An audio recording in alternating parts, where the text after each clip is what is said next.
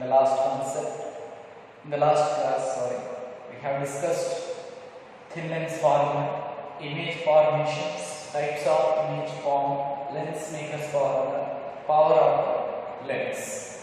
In this session, we are going to discuss very important concepts. What is the linear magnification of a lens? What is the linear magnification of a lens? First one, linear magnification of a lens. Number two, combination of lenses.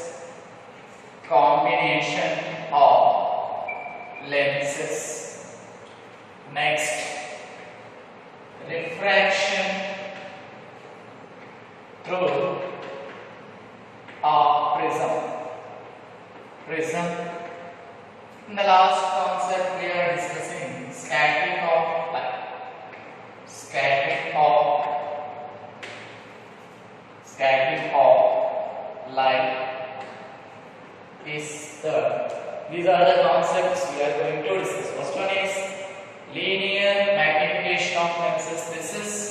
Next one is combination of lenses. 3 marks question. This is 1 mark question. In general, for problems also we can use. And this is very important 5 marks question. There is a chance of asking for the 5 marks question.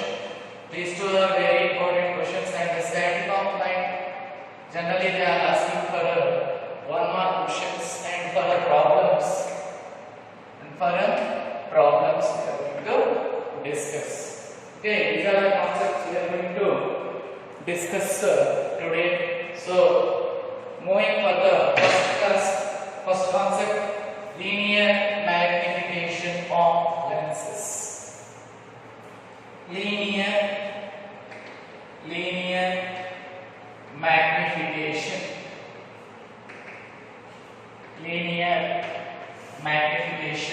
of lens.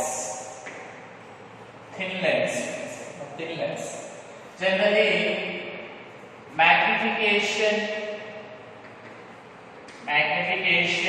of thin lens can be defined as ratio of size of linear size of image to the linear size of object. Very important, students. See, what is the definition? Magnification of thin lens can be defined as the ratio of linear size of the image to the linear size of the object. Generally, you know, for every object, when it is passing, when the light rays from the object passing through any convex lens or concave lens, generally an image is formed. What is the nature of the image? Whether it is a big image, whether it is a small image, how can you detect? What is the magnification? How much it is magnified or how much it is diminished? Okay, it can be observed by using this linear magnification of lenses. Very important concept, students. So generally, magnification of lens, linear magnification of lens is represented as M. M is equal to size of image divided by size of object, or height of image to the height of object also you can write, no problem. Or in the place of size you can use height also, no problem. Okay, height of image to the height of object also you can write, no problem. Okay, so this is important. So here let me explain the concept by using one convex lens. So I am taking one convex lens here. See, I am taking one convex lens here. This is our principal axis. Yes, this is our optic center. So generally I am taking one object here. Okay, so I am taking one object. From this object, one incident ray is moving like this. See here, this is our principal axis. This is our optic center. Here I am taking one object here. This one is the object. AB is the object, and this optic center, let us consider it is C. Okay, optic center is the C. AB is the object. Now, image of this object. This one is a convex lens. This is a convex lens. Okay. Now, generally, if you consider the image, we have to draw two rays. I already told you in the last class. The image formation can be done by three rays. One ray passing parallel to the principal axis, one ray passing through the optic center, one ray passing through from the focus. Three rays can be considered. So first ray passing parallel to the principal axis. So let us consider this ray after refraction. Here it is always travel to the focus. After refraction, travel to the focus. This is important, students. The ray which is parallel to the principal axis always passes through the focus. Second one, the ray which is passing through the optic center. This is first ray, this one is second ray for the image formation, which is not deviated from its path, and these two rays are meeting at one point. There the image is forming. This is the image. So you can draw a perpendicular line. I can take this as a image. This one is the object. This one is the image. So let us consider height of object is HO, height of image is HI. Here image formed is inverted. Image is inverted image. Inverted. Why? Because here up is here down. So here it is up, here it is down. This is like this, but this one is like this. So it is an inverted image. So this is the height of object. This is the height of the image in general. Okay. This is the diagram. Okay. So generally, if you consider the triangles, suppose I am taking the triangle ABC triangle is similar to A dash B dash C. Is similar to triangle A dash B dash C. ABC triangle is similar to A dash B dash C. Very important. So from this one, AB by A dash B dash. Yes, these two sides are similar. A dash B dash similar. It is equal to, you can write CB similar to CB dash. CB similar to CB dash. Okay, according to geometry. That's why we are calling it as a geometrical optics. Okay, ray optics also called as a geometrical optics. So AD means what? HO. AB means HO. See, this HO is plus. Why it is plus? This is above the principal axis. This one is the principal axis. In sign conventions, we already studied heights above the principal axis plus, heights below the principal axis minus. So this one is a minus HR is equal to H. See, AB means HO, A dash B dash means HI. This is minus because it is downside. Is equal to CB by CB dash. CB means what? This is the CB. CB means here you can write CB means what here? Here from here to here. This one is object, so it is object distance U. And this is the image from CB dash means here CB dash means V. So here it is plus or minus C. Every measurement should measure from optic center to object. See, every measurement must start from the optic center. So CB you are studying like this, but the incident rays are like this. So you have to take this one as minus. So CB is minus U divided by CB dash. CB dash, we are studying like this. But incident rays also same direction. This is also same direction. CB, you are measuring the same direction. CB can be taken as plus because the same direction, so we have to take plus OV. So here you can write here HO by HI is equal to here HI by HO. HI by HO is equal to V by U.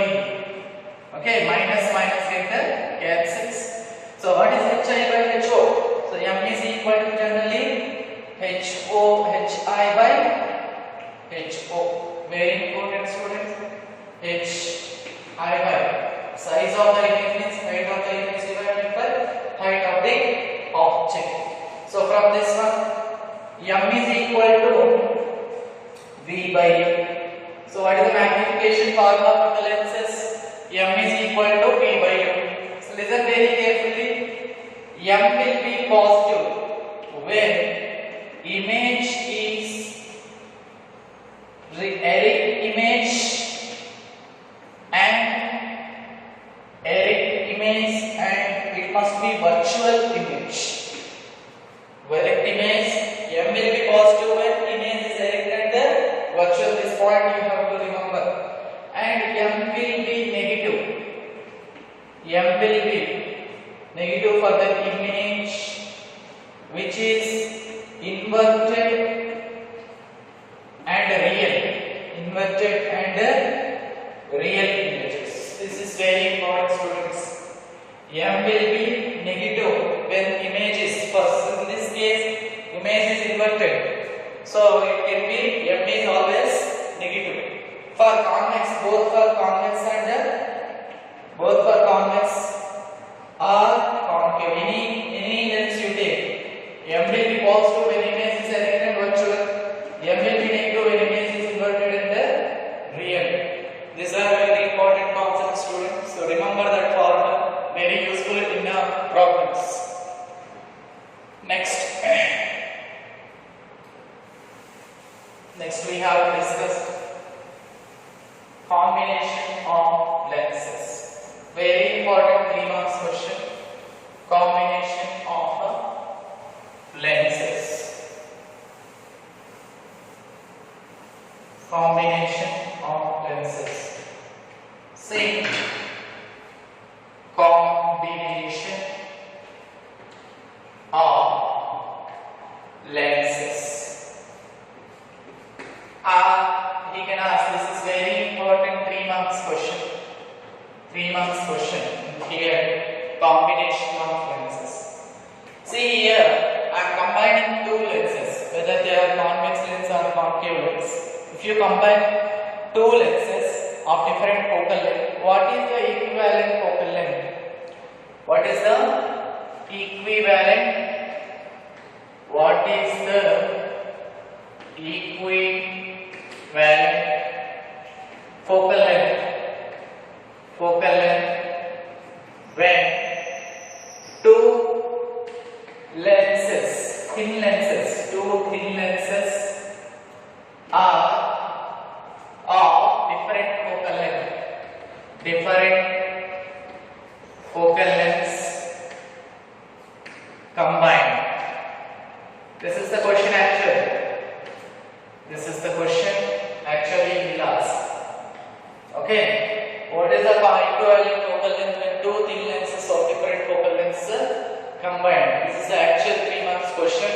Generally we are calling this concept as a combination of lenses. Okay. Listen very carefully, students. Now here I am doing the problem. So I am considering 2 lenses. So let us consider I am taking some 2 convex lenses. So let us consider 2 convex lenses. See here I am taking 2 convex lenses like this. This is having focal length f1, this is having focal length f2. This is lens L1, this is lens L2. So these are the 2 lenses, L1 and L2 convex lenses. focal lengths f1 and f2. So let us consider this is our principal axis. These are optic centers. So generally we will take the optic center here because they are combined. So we are taking our optic centers here. This is our principal axis. This is our principal axis. Now, if you are combining these two means what is the equivalent focal length of these combined lenses? Okay. So, is it how much will be the equivalent focal length? Let us consider to derive an equivalent focal length. Let us consider one object is placed here. I am taking an object. What is the thin length formula? You have to remember one formula. 1 by v minus 1 by u is equal to 1 by u. Thin length formula. This is important. Thin length formula you have to remember. Thin length formula. Already the last class we have derived. See, we are taking two thin lenses and we have written like this in the combination of different focal lengths f1 and f2. Lens names are relevant here. We have to find the equivalent focal lengths of these two lenses. Now I am keeping an object here. One incident ray passes through the principal axis through the optic centers, which is doesn't deviate. Passes like this. One incident ray. Number one. Let us consider one incident ray is passing like this. Okay. Here at the first lens, refraction taking place now. So refraction taking place and it is coming like this. This is the first one. See, this is first refraction. See, first refraction. When the ray is passing on to the first lens, refraction taking place and the refracted ray is coming on to this one. Here also, refraction takes place now. For the second lens also refraction takes place and this is passing like this after refraction. So these two rays are meeting here and here I am getting the image. Okay. So generally if you see, if this lens is not there, the refracted will travel like this only. Listen very carefully students, if this second lens is not there, this refracted ray will travel like this and the image may be, first image is forming here only. Okay? So, this is our diagram. Listen very carefully students, lens L1 and L2 is here. So this is first lens, this one is the second lens, this is having focal length F1, this is having focal length F2. Let us consider object is here. So from the object one incident ray passing through the optic centers, which is not deviated and passing like this. Second ray is traveling on to the first lens. Here refraction is taking place. After refraction it is changing its path and it is moving like this. Here also second refraction taking place and after refraction the refracted ray coming like this and finally this is forming here. These two rays are meeting now, so finally this is forming. For example, suppose this lens is not there. So after refraction at the first lens the ray must travel. If it is not there, the ray must travel like this and the first image may form here. So this is the first image distance, this is the final image distance. Here, listen very carefully, I am applying thin lens formula for the two lenses.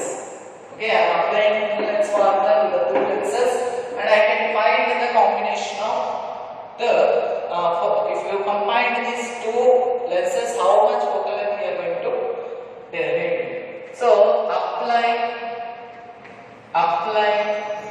thin lens formula for first lens. See, for the first lens, generally you require V, image distance, you require object distance, you require focal length. So generally you know focal length is f1 for the first lens. What is the object distance? From object to optic center. Means center must be taken like here, from here I am taking. So this must be the object distance. Very clear. And where is the first image is forming? See, this is the first object. Where is the image of this one is forming? Here. So let us consider this distance is equal to V1 for the first lens.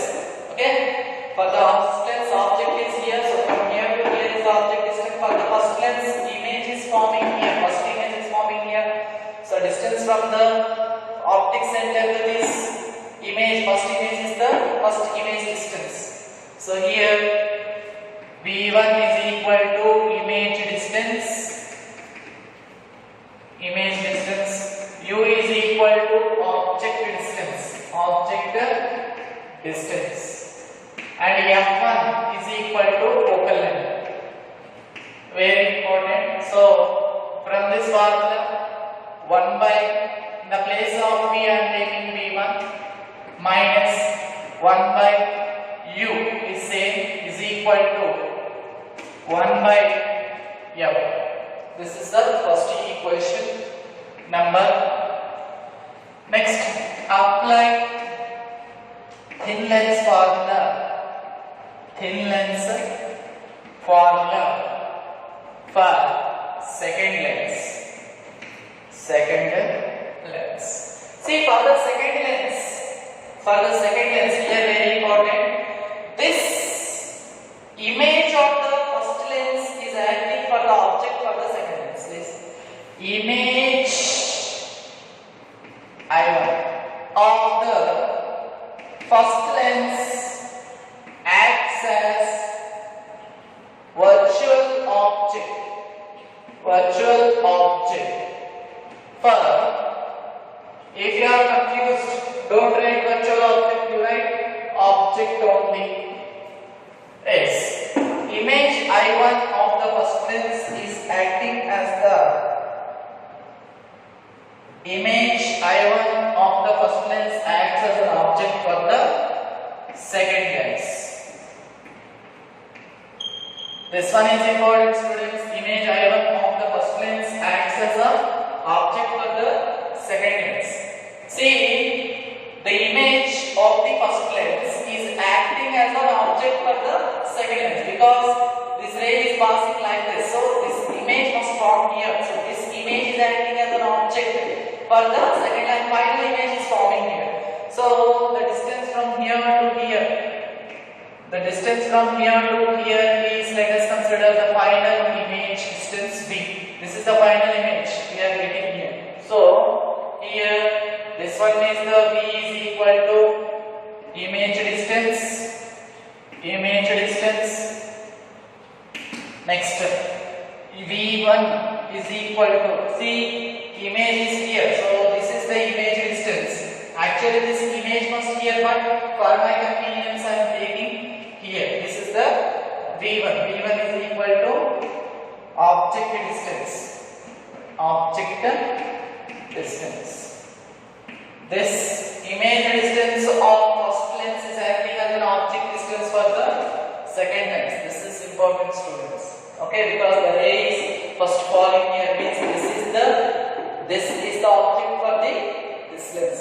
Here I1 is for actually here, but for my convenience I am taking this one here. So this image of the first lens is acting as an object for the second lens. So here, so 1 by V is same, image distance is same, minus 1 by, in the place of U I have to write V1. Yes, this is the image distance now. Is equal to 1 by, what is the focal length of second one? Yeah. This is equation number 2. So from 1 and 2, if you consider 1 and 2, here 1 by adding we can take, add equation 1 and 2. Equation 1 is 1 by V1 minus 1 by U plus 1 by V minus 1 by V1 is equal to 1 by F1 plus 1 by F. So 1 by V1 minus 1 by V1 get cancelled. So 1 by V minus 1 by U is equal to 1 by F1 plus 1 by F. So 1 by V minus 1 by U formula 1 by F. So that is implies 1 by F equivalent focal length of the two lenses. 1 by F equivalent is equal to 1 by F1 plus 1 by f2. Suppose this is the formula for the equivalent focal length of combination of lenses. If 3 lenses are there, 3 more, 1 by f1 plus 1 by f2 plus 1 by f3. This is very important, students. Very important formula. So you know very well power of lens. Power of lens is equal to 1 by f. If power of the first lens is p1, the power of the second lens is p2. Means p1 is equal to 1 by f1, p2 is equal to 1 by f2. Then power of lens, power of the combined lens, then power of combined lens. Here 1 by f can be written as power is equal to 1 by f1 is p1, power of first lens plus power of second lens. This is also important, students. Here only one point you have to remember. Apply the lens formula for the second lens. For the second lens, the image of first lens, acting as an object for the second lens. This is the main key point. The lens makers formula also we have taken the same way. Okay, this is important, students. Let us go for the next concept. Here, right. So there are two lenses, f1 and f2 are the focal length. We keep the object, one incident ray is passing like this, one incident ray is passed out to the refraction surface of the first lens. The first image is actually forming here, but it is falling on this one. After refraction to the second, this image is acting as an object for this lens, and again after refraction, this incident ray is bending like this. Okay, here the final image, this ray and this ray is meeting here, the final image is forming. So, we are applying thin lens formula for the two lenses, combined differently. To apply thin lens formula for the first lens. So, for the first lens, if you consider, this becomes the image object distance. If this lens is not there, the image is must forming here. So, this becomes the image distance. So, 1 by v1 minus 1 by v is equal to 1 by f1. Apply thin lens formula for the second lens. For the second lens, what you have to remember? The image of the first lens acting as an object for the second lens. So, here final image is v. So, v becomes image distance. v1 is acting as an object. So, i1 is acting as an object. So, from here to here is becoming the object distance. So, in 1 by v, say, in the place of object distance, I am taking the v1 for the second lens. It is equal to 1 by f. So, if you combine, add equation 1 and 2. I am adding equation 1 by 2. 1 by v minus 1 by u is equal to 1 by f1 plus 1 by f2. Say after cancellation. 1 by v minus 1 by u means 1 by f. Here 1 by f means 1 by equivalent focal length. Combined focal length, f equivalent is equal to 1 by equivalent, f equivalent is equal to 1 by f1 plus 1 by f2. We know power of lens is 1 by f. Already I have told. So let us consider power of first lens is p1 is equal to 1 by f1, p2 is equal to second lens is 1 by f2. So in the place of f equivalent, p equivalent, power equivalent, total power is equal to 1 by, that is 1 by f1 means p1 plus p2. This is the combination of lenses. Next.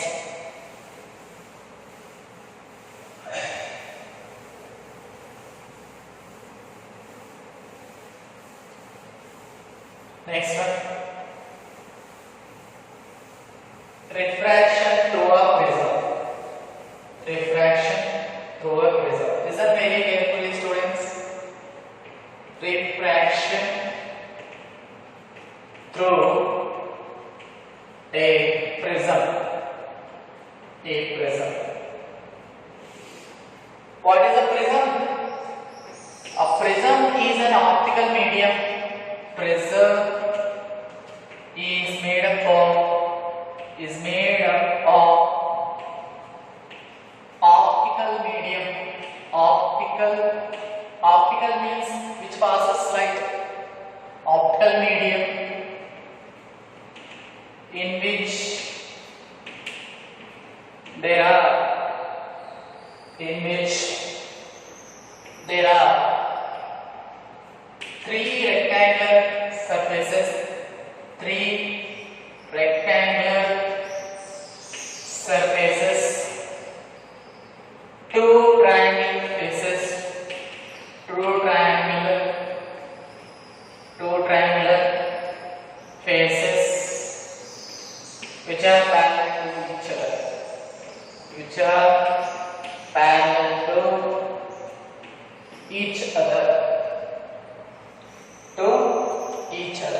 So this is the definition of prism. What is a prism? Prism is made up of an optical medium in which there are three rectangular surfaces, two triangular faces which are parallel to each other. How it will be? Listen very carefully, students. So I am taking a prism here. Here I am taking a prism.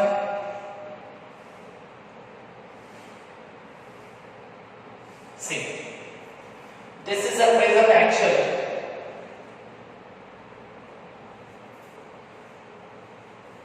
So this is a prism. Okay? So this is a prism. You can consider. How many faces are there? Rectangular faces? One is this one. That is, let us consider this one is A, B, C, D, E, F. I am taking A, B, C, D, E, F is a prism. So there are how many rectangular surfaces? C, A, B, C, A, B, E, F is a surface. First rectangular surface.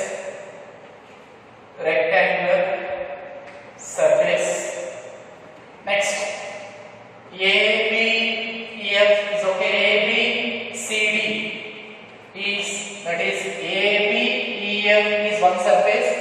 A, B, C, D is one surface, rectangular surface. Next one is the base one. What is the base here? E, C, D, F or E, F, D, C. E, F, D, C. Another rectangular surface. What are the two triangular surfaces? A, C, D, A, C, E is one triangular surface.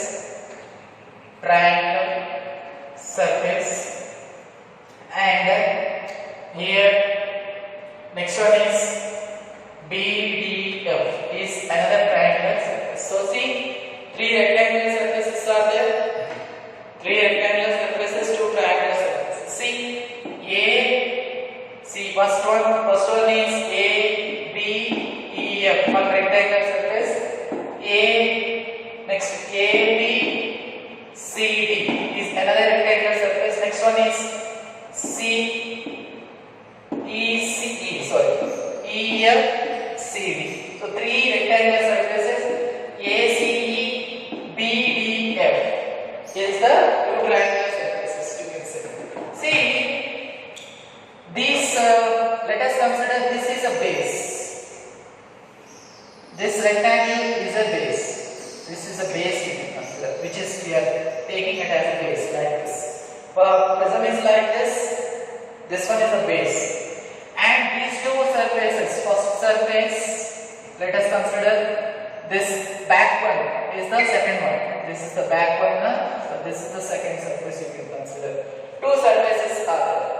Okay, in this one you can consider this is a base. ECDEB is a base, rectangular base. Base of prism you can consider. Base of prism. And ABEF,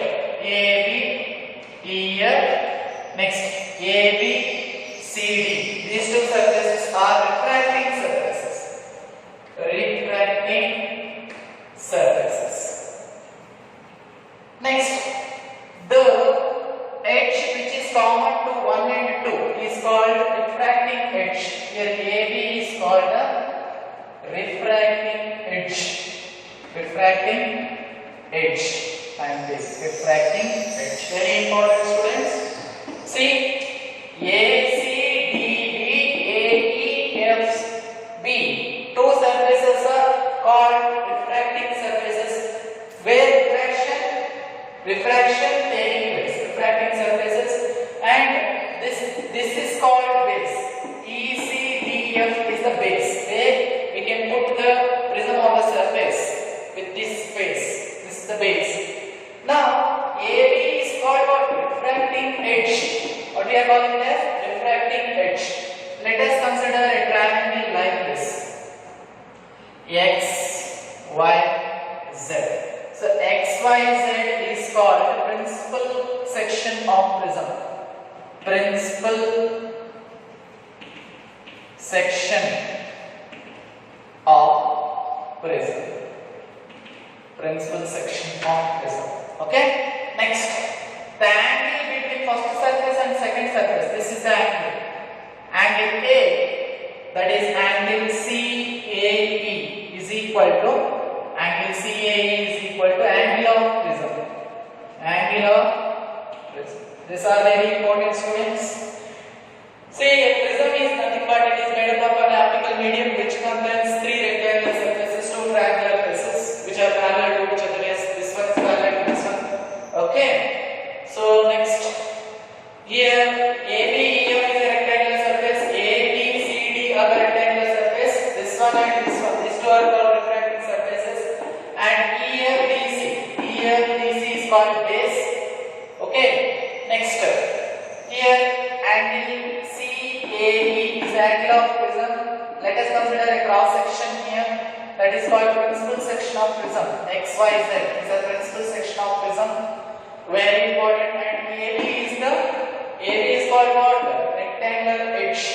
And 1 and 2 are the refracting surfaces. Very important, students. Very important.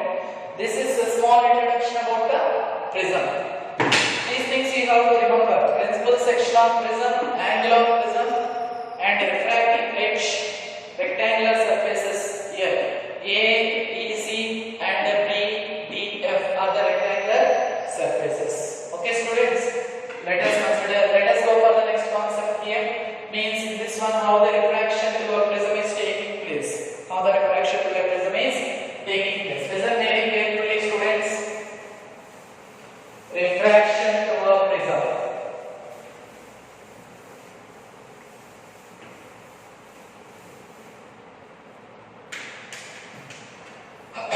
Let us consider one principal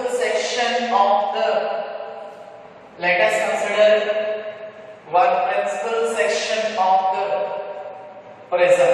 I already told you, now only I told you what is the principal section of the prism.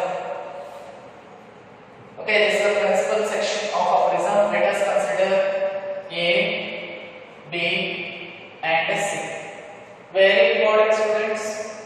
I am taking little bit large one so that the diagram will be very neat. So ABC, a triangle, and angle A is equal to angle of prism. Angle of prism. Remember this too. Okay. So let us consider one incident ray. This is our incident ray. Let us consider this is PQ. Let us consider the refracting index, refractive index of the prism is N2 is equal to N, and let us consider refractive index of the medium in which this prism is present is equal to 1. Let us consider this is A. A refractive index is 1 and refractive index of the prism is N. PQ is called what? PQ is equal to incident ray. Here I am writing. So here I am writing PQ is equal to incident ray. Incident ray. N1 is equal to refractive index of medium. You can consider RA. You can consider N2 is equal to refractive index of a prism. This is important. After refraction, what happens? It will be refracted and it passes like this. Let us consider the names of this one. QR. Let us consider this is QR. QR is equal to refracted ray. Okay. See, this one is very important 5 marks question. Derivation, 5 marks derivation.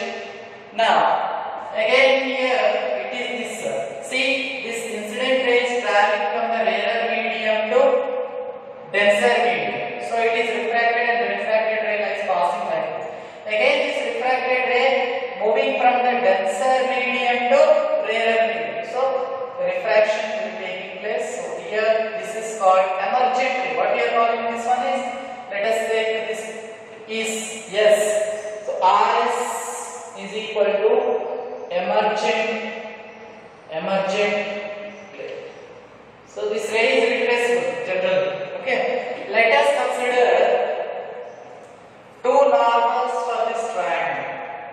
See, for AB I am taking one normal here. This is one normal. Let us consider N1, M1. N1, M1 is normal to face which face? AB face. And let us consider another normal here. Let us consider another normal to face AC like this. This is N2, M1. You can take N2, M2. Okay, N2, M2 is equal to another normal for face AC. For AB, this one is the normal. For AC, this one is the normal. See, the angle between the incident ray and this is incident ray, this one is refracted ray, this one is emergent ray. These are very important. The angle between the incident ray and the normal is angle of incidence I1. So I1 is equal to incident angle. Incident angle, very important students. Incident angle. Here also, this ray is retraceable. Again, if you send the incident ray from this side, the same refracted ray, the same emergent ray will come. So this is also called as angle of incidence. Let us consider second angle of incidence. I2 is also the angle of incidence. You can consider. The angle between the normal and the refracted ray is angle of refraction R1. Here also angle of refraction R2.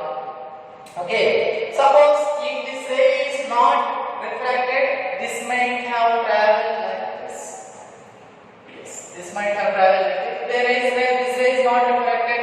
Again, if you consider this is the angle of incidence, this is the incident ray. This is also not a so here the angle of incident ray and the emergent ray is called angle of deviation. D. It is represented with the D. Angle of deviation. Angle between the incident ray and the emergent ray. So this is also D only. Angle of incidence. Angle between. If you consider this side, from this side it is incident ray. So this one becomes emergent ray. So this is becoming angle of incidence. Sorry, angle of deviation. See, angle D is equal to angle of deviation. Okay, very important students. Let us consider some names here. Let us consider this is T and this one is O.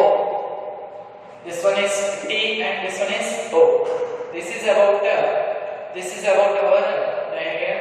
This is okay. Let us consider ABC is the principal section of a prism and angle is the quadrangle of prism. Let us consider the refractive index of the prism is here. Refractive index of the medium is 1. Okay, generally. Now let us consider one incident ray PQ is incident on the AB, one side of a prism, one refracting side of a prism. After refraction, the ray passes like this. Okay, and emerges out like this because here the ray is traveling from the rarer to denser medium. Here the ray is traveling from denser to rarer medium. So if you consider this is incident ray, this is I1. Sorry, you can this ray is retraceable. You can consider this is also an incident ray. This is also an incident ray. The ray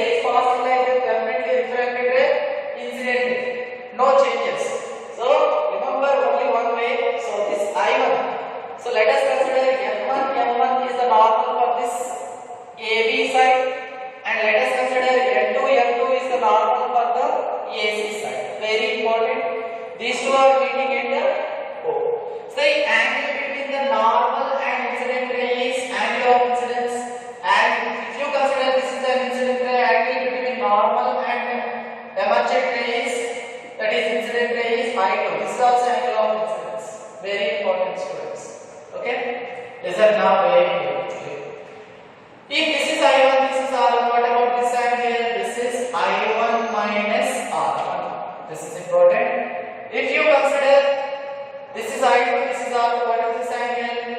I2 minus R. Very important, students.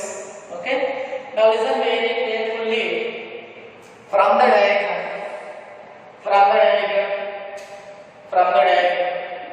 A Q O R, a quadrilateral A Q O R. If you consider A Q O R, that is angle A plus, see, angle A plus, angle Q plus, angle O plus, angle R is equal to 360 degrees. Sum of the angles of a quadrilateral. Very important, students. From this triangle, see triangle QRO, see QRO, R angle O plus, angle R1 plus, angle R2 is equal to, how much you can consider? 180 degrees. Very important equation. See, let us consider. I will give the equations too differently. If you consider triangle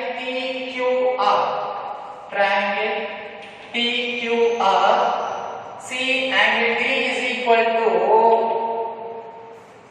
exterior angle is equal to sum of the interior opposite angles. So D is equal to, here D is the exterior angle, I1 minus R1, I2 minus R2 are the interior opposite angles. So I1 minus R1 plus I2 minus R. See, so exterior angle is equal to sum of interior opposite angles. Very important, students, remember this equation. And you can write B is equal to I1 plus I2 minus of R1 plus R. Very important, students. Okay, these are the equations you can consider. See, from this equation, angle Q is how much right here? This quadrilateral. This is perpendicular line, so this angle must be 90 degrees. This angle must be 90 degrees. So here, angle O is equal to, angle Q is equal to 90 degrees.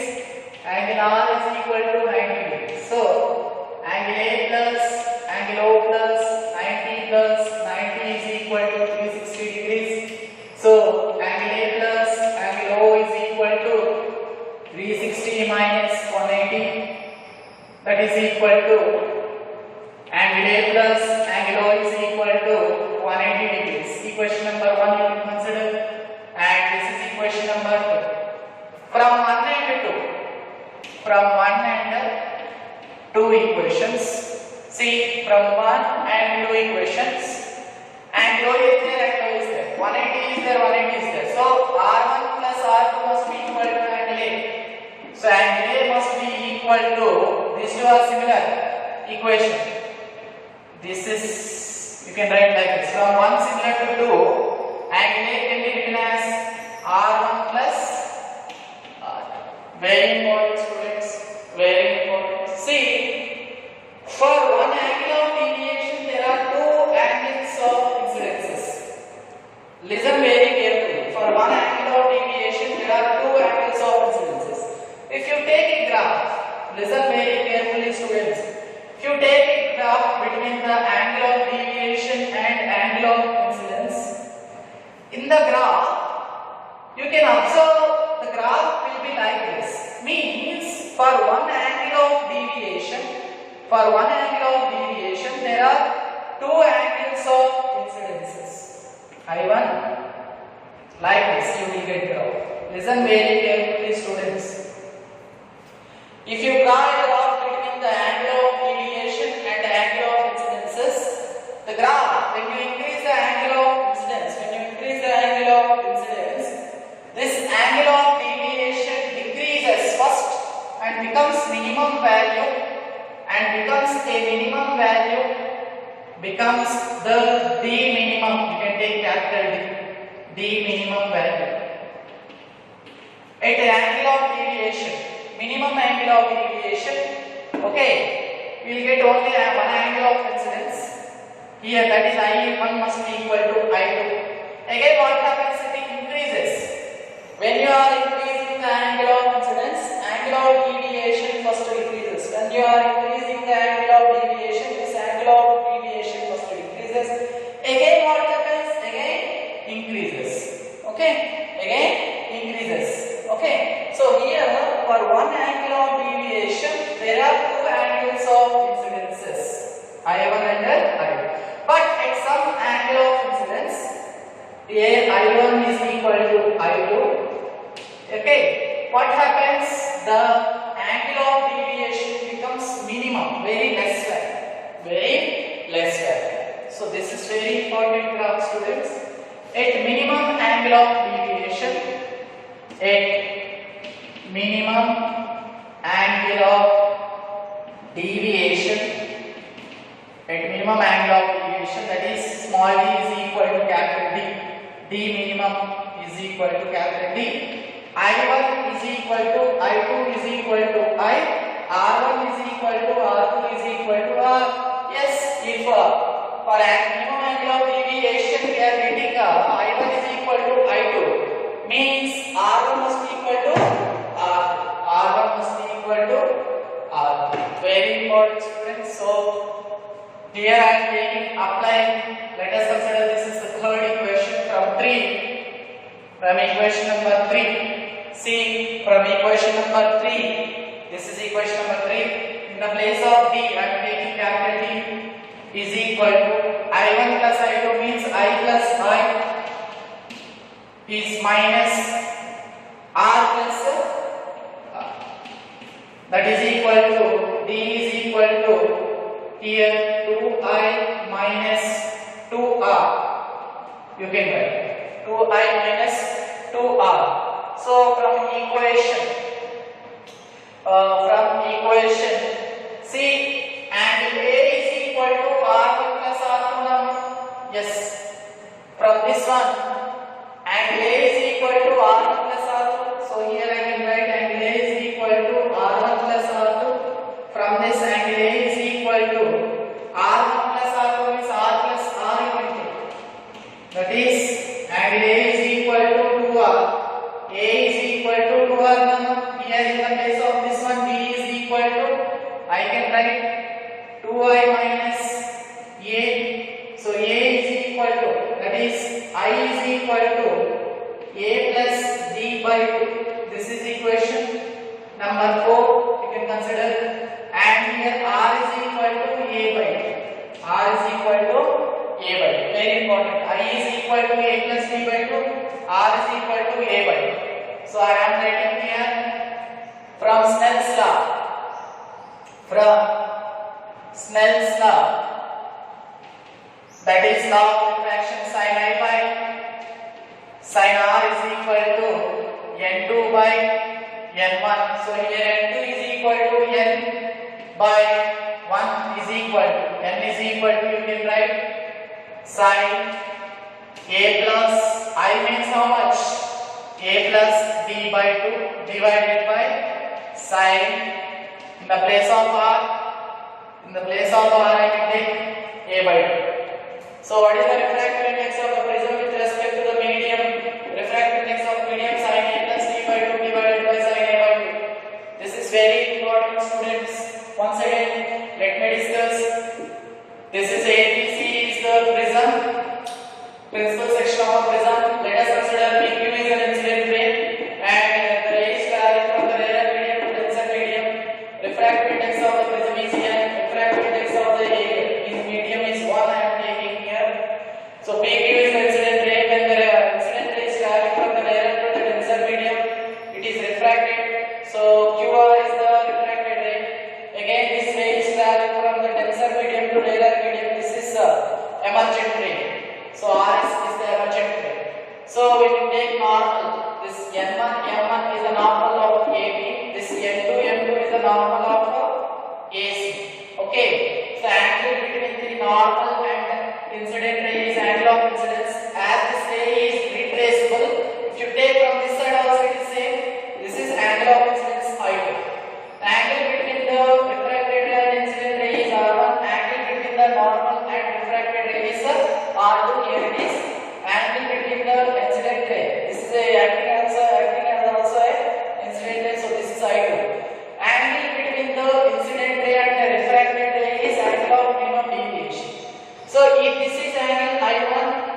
R1, this angle is I1 minus R1, this angle is I2 minus R2. This is about the diagram. This is angle of prism, this is angle of deviation. Very important. Now, I am taking quadrilateral AQOR. AQOR, sum of the angles of quadrilateral is 360. See, in this quadrilateral, this angle is 90. So, angle A plus 90 plus angle R also 90 only. 90 plus, again, this O is equal to how much? 360. So, angle A plus angle O is equal to 180 degrees. From triangle TQR, this is the exterior angle. I1 minus R1, I2 minus R2 are the interior opposite angles. So, D is equal to I1 minus R1 plus I2 minus R2. D is equal to I1 plus R2 minus, if you take minus common, R1 plus R2. See, from this triangle, see, from this equation, see, in triangle QOR, sum of the angles of triangle is 180. Angle O plus angle O plus angle R plus angle R2 is 180 degrees. If you compare angle A plus angle 1 and so equation 1 and 2, O is there. In the place of R1 and R2, there is angle A. 180, 180 is same. So, angle A is equal to R1 plus R2. Very important. So, here D is equal to I1 plus I2 minus R1 minus R2. See, here, yes, here from 1 and 2 equation, angle A is equal to R1 plus R2 equal. If you take experimentally, if you take a prism, if you increase the angles of incidences,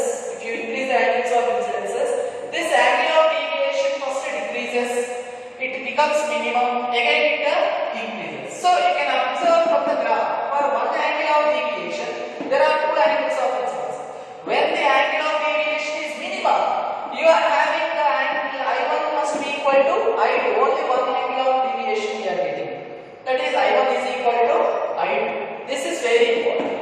If I1 is equal to I2, then if I1 is equal to I2, R1 must be equal to R2. This is very important. From equation 3, so D, in the place of D, I am taking minimum angle of deviation, that is capital D we are presenting.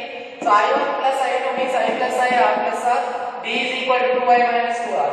See here, R1 is equal to R2. So R1, R plus R. In the place of R1 and R2, I am taking R plus R. So angle A is equal to, that is, here 2R is nothing but A. So I am taking angle A is equal to 2R, D is equal to 2I minus A, I is equal to A plus B by 2. In the same way, you can write here angle A is equal to R plus R, that implies R is equal to A by 2. Very important. So we got an idea. So from Snell's law, that is nothing but angles, law of refraction, sin I by sin R is equal to N2 by N1, N is equal to sin A plus T by 2, sin divided by sin A by 2. This is very important, students. So, generally, I am loving this one to explain extensions. So, finally we got N is equal to sin A plus D by 2 divided by sin A by 2. So, generally this equation can be written as refractive index of prism divided by refractive index of medium is equal to sin A plus D by 2 divided by sin A by 2. This is important. If the prism is very thin prism if you consider, refractive index of prism and N2, if medium is A medium, so N can be written as N is equal to, in the place of sin I can write just can remove sin. For thin lens A plus D by 2 divided by A by 2, this 2 get cancelled, right? N is equal to, that is N A is equal to A plus D. D is equal to, here, D is equal to NA minus 1A. That is, D is equal to A comma N minus. This is the angle of minimum deviation for the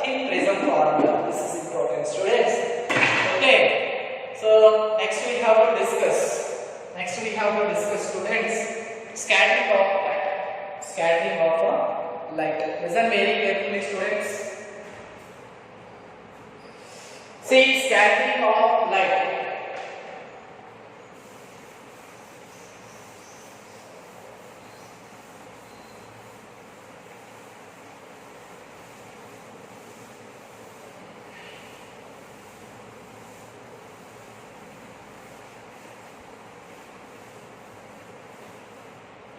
See, suppose this is a medium. This is a medium, students.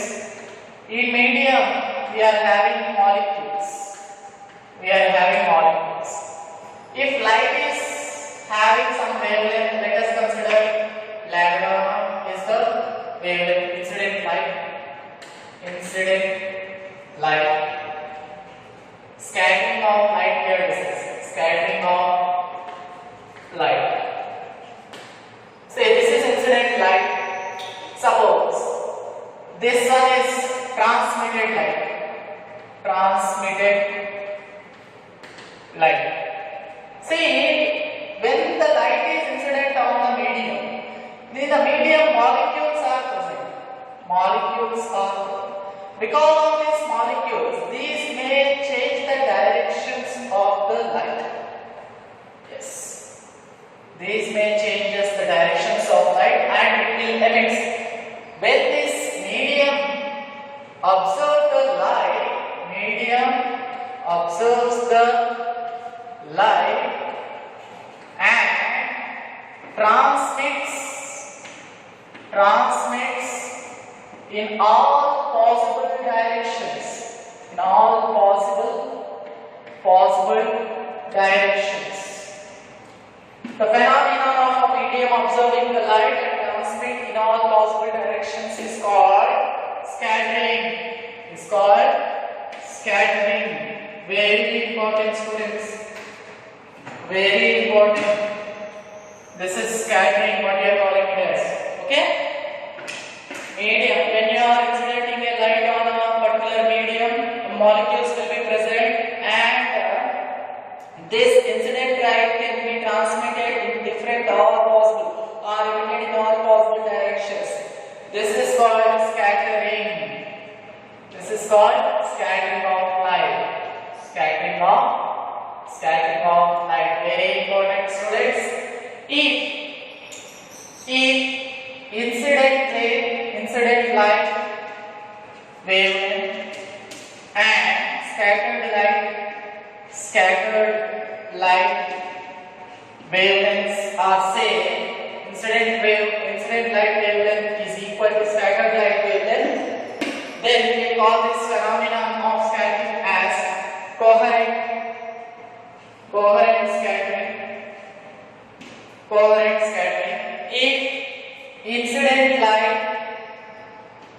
If incident light wavelength is not equal to the scattered light wavelength, scattered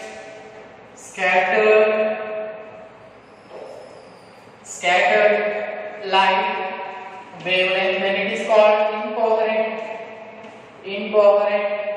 scattering. So, if the incident light wavelength, suppose this wavelength is also same, scattered light wavelength and incident light wavelength is same, then it is called coherent. If this incident light wavelength may be greater or less than the scattered light, then we can call it as incoherent scattering. If this light wavelength is same, scattered light wavelength and incident light wavelength is same, coherent, not same, incoherent, you can write. And relay scattering is the best example of coherent scattering. Relay scattering.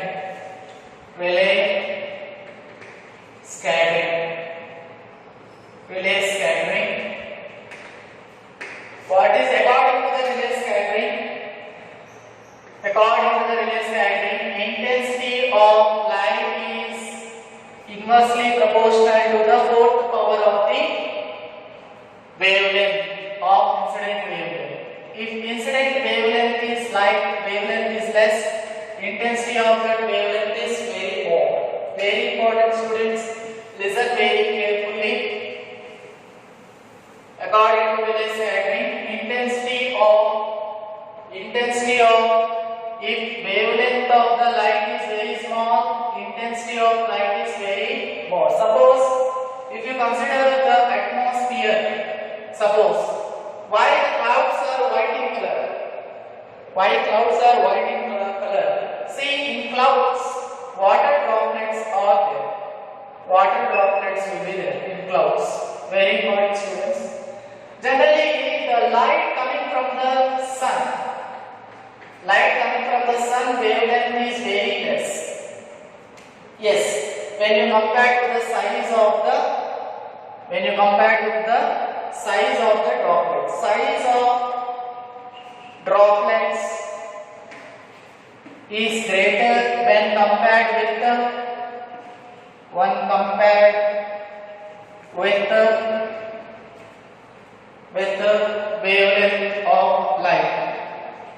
wavelength of light. Yes. See, size of droplets, water droplets in the clouds is very high when the size compared with the wavelength. Wavelength having some nanometers. This droplet size will be in millimeters. So this size is greater when you compare with the wavelength. Definitely. What happens if it is size is very big when you compare with this wavelength? It will scatter nearly equal wavelengths. Scattered nearly equal wavelengths. Equal wavelengths means generally you are getting white color. That's why the clouds can be seen as a white color. See, as the size of water droplets is high when you compare with the wavelength of the light, after scattering it will emit same wavelengths nearly. So you can see this is a white color, not no different colors is scattered. With GR, you remember this thing with GR. With GR means 400 nanometers to 750 nanometers. Red and orange colors having greater wavelength, with GR color having less wavelength. Very important students, these things. Why clouds appears in color? Because after scattering it will emit the same type of wavelengths. That's why the clouds are appearing white color. Very important students. Now why sky appears blue in color? Why sky appears blue in color? See, in atmosphere, molecules, dust particles, smoke, everything will present in the atmosphere. Air molecule size is very less. Size of air molecules is very less when you are comparing with the size of light, incident light.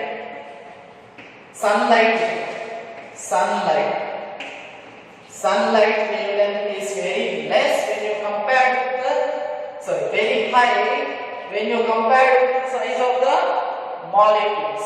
Molecule size is very less when you compare with the wavelength of this one. So it will after the sunlight is hitting this one. This is the wavelength. Definitely lesser wavelengths will be scattered. Lesser wavelengths means maximum violet and blue colors are scattered.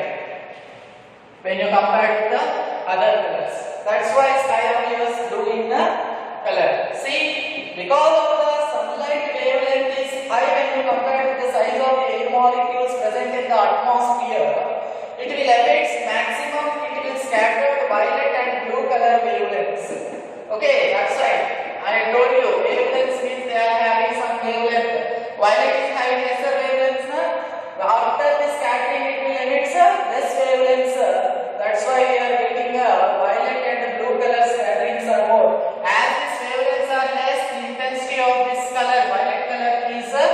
very high in atmosphere. Very important, students. That's why we can see the sky is appearing blue in the color. Sir. Now if you see sunlight in a day, in morning, sunrise and sunset, the sun rays has to travel very long distances. Very long distances. At the time of they are traveling very long distances, most of the blue, green, yellow, orange and see most of these colors, violet, indigo, blue, orange colors will be scattered, will be totally scattered, and remaining colors only the orange and the red color. So the sun will appear reddish in color at the time of sunrise and sunset. What happens now?